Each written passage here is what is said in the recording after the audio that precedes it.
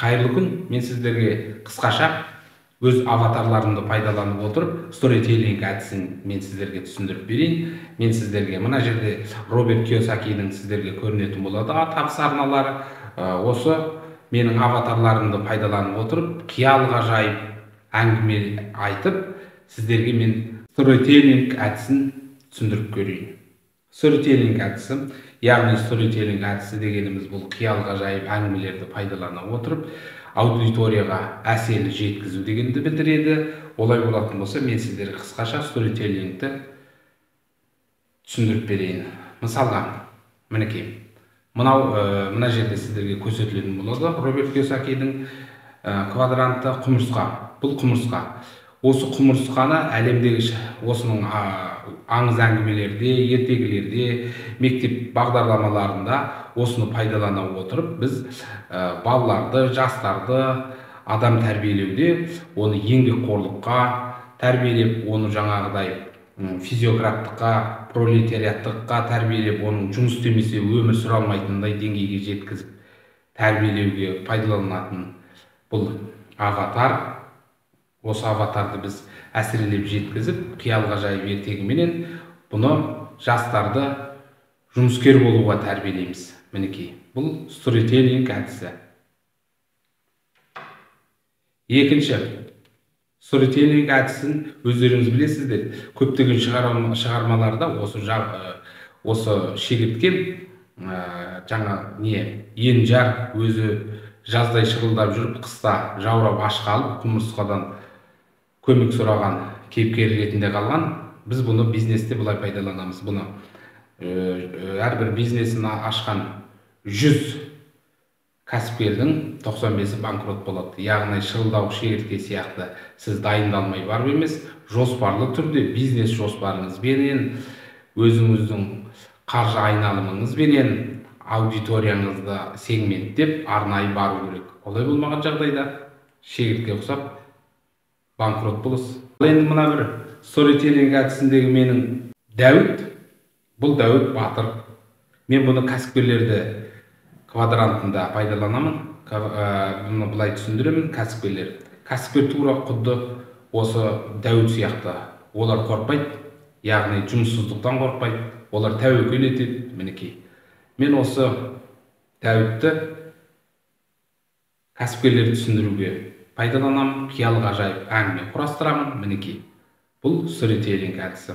Мына жерде бұл өрмекші, Хакім Абайдың 8 аяқ өлеңін мен өмірде жаңағы синтетикалық ойлау арқылы пайдаланайын, іске асайын деп 4 жыл ойланып жүріп, мен өзім сторителлинг әдісінде пайдаланамын. Өрнегін сендей сала алмас дейді. Яғни өрмекшідей болу оңай емес, яғни әлем халқының 1% миллиардер, яғни әлем халқының әлемде банк ашу оңай емес, банк ашу үшін сізге өрмекшідей қабілет керек. Мысалға, яғни өрмекші бұл, мына жерде көріп отқандарыңыздай өрмекші, бұл барлық квадранттан, барлық арнадан өзінің өрмегін құрып отырып табыс табады. Және де көп күш жұмсамайды. Бұл пассивтік толағай табыстың қожайыны. Яғни ол үшін менің аватарым өрмекшіні пайдаланып отырып, мен осылай әңгіме етіп жеткіземін. Яғни инвестор дегеніміз бұл менің ой санамда бұл өрмекшіге ұқсас. Яғни Хакім Абай айтты ғой, өрнегін сендей сала алмас деп. Мінекей, өрнегін салып бизнес құрушы өрмекші. Бұл өрмекші бұл жұмысшылардан да, шағын және орта бизнестен де, кәсіпкерден де бәрінен табыс табатын бұл кәдімгі банктың қожайыны сияқты инвестор. Мінекей. Ал мынау өздеріңіз білесіздер, бұны қазақта әбжылан деп айтады. Бағана өздеріңіз білетін жұмысқа кірген кезінде, жалпы өмірде жұмыссыз қалсаң, жұмыссыз қаласың дейді, жұмысқа кірсең, жұмыстан шығаруға бұл әрекет қылады сізді, жаңағы бәсекелестеріңіздің арасында сізді бұл жұмыссыз қаласың, сені шағып аламын деп тұратын улы сөз, улы ойдың иесі, мінекей, осы жылан. Бұл мені жұмыссыздықты түсіндіру үшін мен айтам, осыны түсіндіремін. Сторителлинг әдісімде осы әбжыланды пайдалана отырып, мен жаңағы бұдан сақтанудың түрлі жолдарын мен қиял ғажайып әңгімеменің өз аудиторияма жеткіземін. Осы көріп тұрғандарыңыз менің аватарларым. Мен сіздерге осы аватарларымды пайдалана отырып, сторителлинг әдісіменен, қиял ғажайып әңгімеменен қарапайым түрде жеткізуге тырыстым.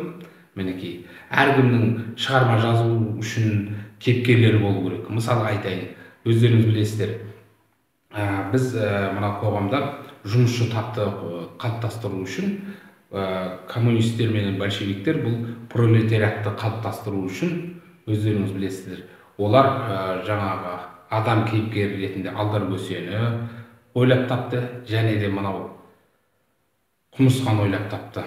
Бұны құмырсқаларға бастауыштан бастап, сен еңбек етпесең